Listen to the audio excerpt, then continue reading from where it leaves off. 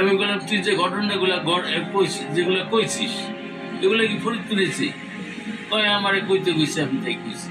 আমাদের বাংলাদেশে এবং আমাদের উপরে আমার চোখের সামনে আমি কিছু দেখি নাই এই ধরনের কোনো ঘটনা, এবং আমাদের উপরে কোনো এই পর্যন্ত কোনো অন্যায় অত্যাচারের কোনো আলাপ আলোচনা বা কোনো হুমকি টুমকি কোনো কিছু। বাংলাদেশ সীমান্ত পাড়ি দিয়ে কলকাতায় প্রবেশ করতেই কেড়ে নেওয়া হচ্ছে পাসপোর্ট। এরপর সেখানকার চ্যানেলের প্রতিবেদকের শিখিয়ে দেওয়া কথা মতো সাক্ষাৎকার না দিলে পাসপোর্ট দেওয়া হবে না বলে হুমকি দেওয়া হচ্ছে। শুধু তাই নয়, বাংলাদেশে হিন্দুদের ওপর নির্যাতনের নানা কল্পকাহিনী বানিয়ে তা ছড়িয়ে দেওয়া হচ্ছে। বাংলাদেশ নিয়ে ভারতের দুটি চ্যানেলে সবশেষ ছড়ানো প্রপাগান্ডার সত্যতা জানতে সাক্ষাৎকারদাতার বাড়িতে গেলে পরিবারের অভিভাবকরাই বিষয়টি জানান। ভারতীয় টিভিতে সন্তানের মুখে বাংলাদেশি হিন্দুদের ওপর নির্যাতনের বর্ণনা শুনে তারা বিস্মিত। এবারও ঠিক ওইভাবে এই ওরে ইন্ডিয়া ট্রিটমেন্টে পাঠাইছি।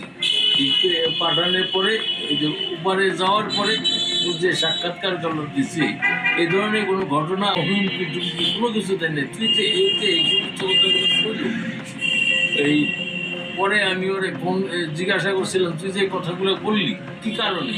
বলে আমার পাসপোর্ট নিয়ে যাইতেছি, পাসপোর্টে গেছি, আর পাসপোর্টটা নিয়ে কইতেছে এই দেশের সম্বন্ধে কিছু, এই যে সমস্ত ঘটনা বিভিন্ন জায়গায় হয়েছে এই সম্বন্ধে কিছু বলেন। তাই সম্প্রতি ভারতের এবিপি আনন্দ টিভিতে একটি সাক্ষাৎকার দেন শুভ কর্মকার। তিনি ফরিদপুর শহরের নীলটুলির স্বর্ণকারপট্টির নিউ গিনি ভবন জুয়েলার্সের স্বত্বাধিকারী সুনীল কর্মকারের ছেলে।